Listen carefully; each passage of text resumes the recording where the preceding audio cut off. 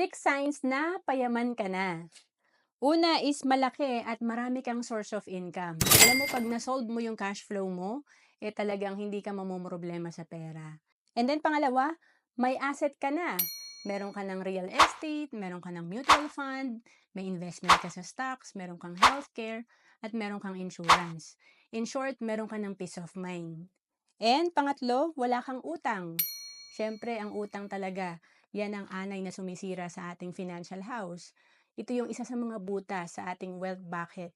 Kaya hindi tayo nakakaipon. Pero pag wala kang utang, talagang masarap sa pakiramdam kasi wala kang iniisip, wala kang masyadong stress. And pang-apat, malaki na savings mo at emergency fund. Importante na meron tayong ipon at emergency fund para hindi tayo uutang. And panglima, di ka na masyadong tumitingin sa presyo. 'Pag may bibilin ka, talagang bestseller na ang hinahanap mo. Ang sarap sa pakiramdam na ganyan. And pang-anim, natutupad mo na goals mo. Dati yung pangarap mong travel, hindi mo magawa.